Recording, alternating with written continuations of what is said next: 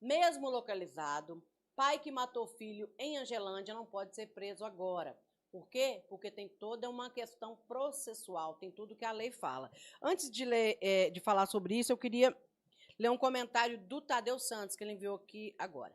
Em um país onde quem mata uma criança indefesa está livre e um que tem uma arma está preso, é uma prova que não existe justiça. Por isso, a violência só aumenta, minha opinião. Isso é o que disse o Tadeu Santos. Então, vamos explicar para quem não está sabendo do assunto. No sábado, em Angelândia, um pai chegou na casa onde moravam o avô e o filho desse homem. Né? É o seguinte, morava o neto e o avô.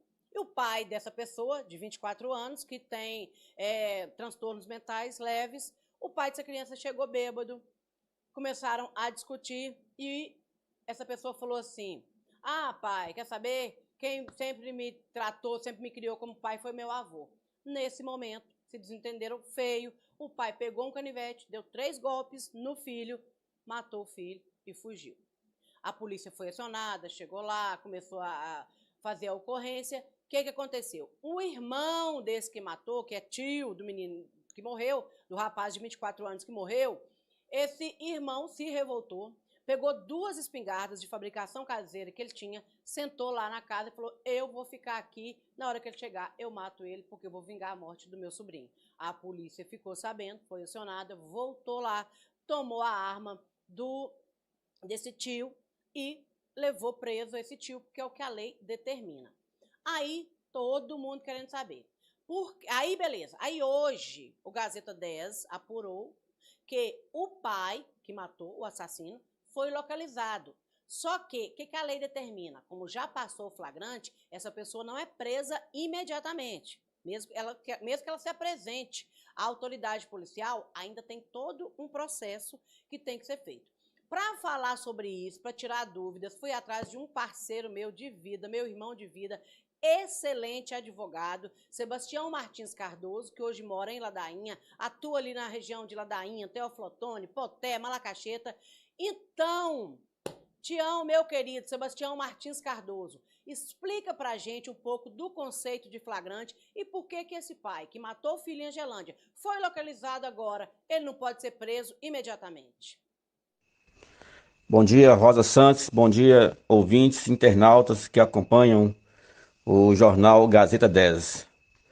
Ô Rosa, respondendo a sua pergunta, inicialmente é importante a gente destacar e deixar bem claro para as pessoas por que alguém, mesmo tendo cometido um delito que cause grande comoção no seio social, na comunidade em geral, essa pessoa não sendo capturada no exato momento em que aquele crime, aquele delito está sendo cometido, ela não pode ser presa pela autoridade policial depois de passado um certo momento. Então, para isso, Rosa, é importante nós explicarmos para as pessoas o que é um flagrante delito, né? O flagrante delito é o exato momento em que a pessoa, em que o agente está cometendo o crime ou aquele exato momento após a prática do crime. Então, é quando está acontecendo o crime ou imediatamente o acontecimento desse crime e essa pessoa é localizada com vestígios que levem até ao crime. Então, isso é, assim, a grosso modo, falando aqui sem juridiquês, isso é o flagrante, é o momento em que o crime está sendo cometido ou logo após a pessoa foi surpreendida com vestígios de que ela cometeu o crime. Então é preciso que ela seja presa nesses momentos. Tirando esse momento, depois passado esse momento, não há mais que se falar em flagrante. É por isso que a pessoa pode se apresentar à autoridade policial, ao delegado de polícia e dar o seu depoimento sem ser preso. A autoridade policial, o delegado de polícia, não pode efetuar a prisão dessa pessoa depois que não há flagrante, porque aí somente o juiz, somente o Poder Judiciário, somente uma autorização judicial é que pode levar essa pessoa ao encarceramento. Nesse sentido, o que o delegado de polícia pode fazer é representar ao juiz ou ao Ministério Público para que uma ordem judicial seja emitida em desfavor, né, uma ordem de prisão, seja emitida em desfavor desse agente, e aí sim ele pode ser preso, pode ser recolhido numa prisão preventiva, né? Desde que estejam presentes aí os requisitos do artigo 312 do nosso Código de Processo Penal, né? Que vai dizer que a prisão preventiva ela tem que ser decretada para garantir a ordem pública, a conveniência da instrução criminal, para que a pessoa não venha, né, a interferir nas investigações, ou para assegurar a aplicação da lei penal, ou seja, a pessoa pode estar fugindo para não sofrer não ser penalizado pelo fato que cometeu, então o juiz pode decretar essa prisão preventiva. Então, depois que aconteceu o crime, o evento criminoso, desculpa, e não estando mais em momento de flagrante, essa pessoa não pode ser presa pela polícia. Bom, Rosa, destacar aqui também para vocês e para os amigos que acompanham o Gazeta 10, é que há uma crença no seio popular de que o flagrante dura 48 horas, e isso não é verdade. Na verdade, o flagrante é aquilo que eu acabei de falar no início da minha entrevista com você.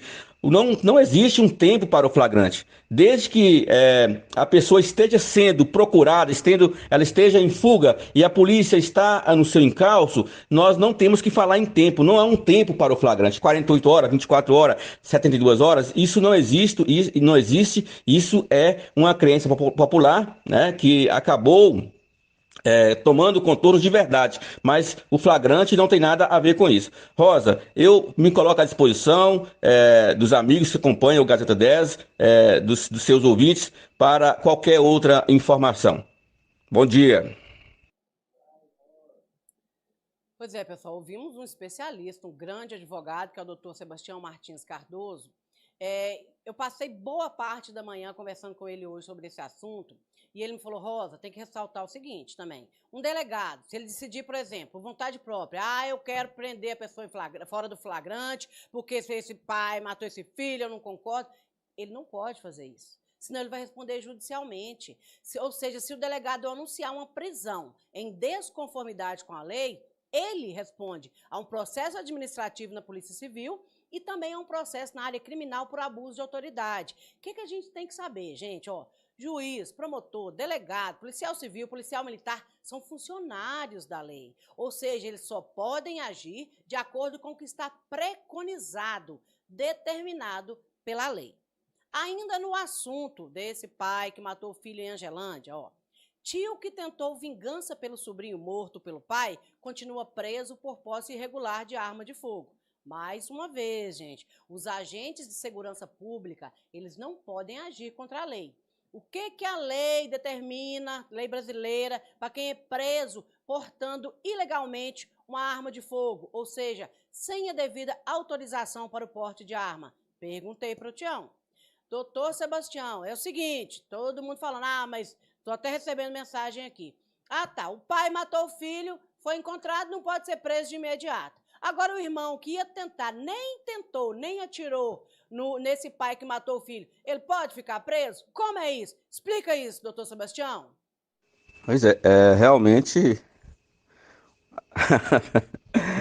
a ciência jurídica é uma coisa muito interessante, é por isso que nós do meio jurídico gostamos muito dessa área.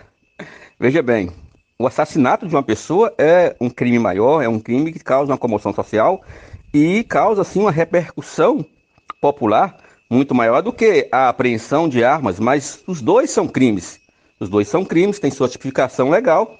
E aí alguém pode perguntar, mas por que não está preso aquela pessoa, não está presa aquela pessoa que matou outra pessoa? E quem foi preso, foi flagrado com armas ainda está preso? Veja bem, ter a posse, deter a posse, ter em posse, ter em casa consigo ou em qualquer lugar arma de fogo em desacordo com a autorização legal, em desacordo com a legislação, ou seja, sem autorização para portar aquela arma, isso é chamado de crime permanente, ou seja, que esse crime não tem um momento exato do flagrante. A qualquer momento que a pessoa for surpreendida com a arma de fogo em sua posse, ela está em momento de flagrante, ela está cometendo crime. Lembra do que eu falei sobre flagrante. E aí nós temos os crimes continuados e os crimes permanentes. Esse é um crime permanente, é um crime que ele acontece Ele está acontecendo. A qualquer momento que a polícia chegar, ele está acontecendo. Agora, em relação a essa pessoa que foi presa e teve as suas armas apreendidas, armas de fabricação caseira, diga-se de passagem, essa pessoa vai passar, ou já teria passado, por uma audiência de custódia, né? E provavelmente o juiz vai arbitrar uma fiança e colocar algumas restrições para que essa pessoa possa cumprir o seu processo em liberdade, tá? Ela não saiu ainda, mas vai sair.